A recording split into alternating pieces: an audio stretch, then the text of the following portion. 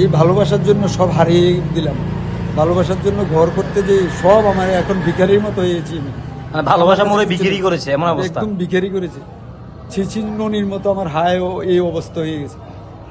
শিশিননি বলতে ছিচিননি একটা গান আছে না, হ্যাঁ। তার মতো আমার এখন হাল হয়েছে।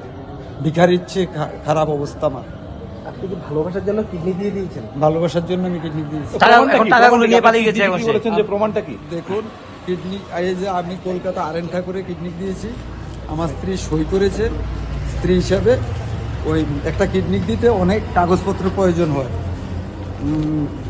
ওর সাথে আমার ডিএম ম্যারেজ সব কিছু, SDM marriage, Aadhaar card, I card সব আছে। এই যে সব রবীন্দ্রনাথ ঠাকুরে? রবীন্দ্রনাথ ঠাকুর। এই যে আমার স্ত্রীর নাম। ঠিক আছে, বিস্তারিত প্রয়োজন নেই, আমরা বুঝতে পেরেছি। ঠিক আছে। আচ্ছা, পুলিশ থেকে কি আশ্বাস পেলেন? পুলিশ বলছে চেষ্টা করবো। এখন কি আপনি আপনার যদি আপনার প্রেমিকাকে যদি আপনার স্ত্রীকে যদি না পান কি করবেন অবশেষে? অবশেষে আমি নিজের জীবন দিয়ে দেবো। সন্ধ্যার সময় আমরা এখানে একটা মিছিল দিতে আইসে, মানে সুযোগে খুঁজে পাইতেছে না, মিছিল দেওয়ার জন্য আইসে। তো আমরা কথাবার্তা চলছে, কথাবার্তা করে বোঝাতে পারছি কি আসলে মিসিংটা কে করলো? তার হাজব্যান্ডে বললো গোপাল দাস। মানে কাকে খুঁজে পাওয়া যাচ্ছে না?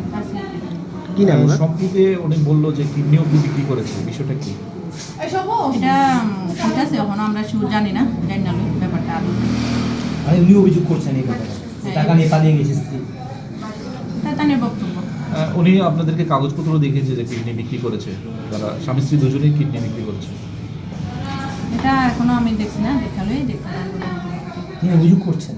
হ্যাঁ, মিসিং ডায়েরি করবো, অন্য করছে না, করবো মিসিং ডায়েরি দিব।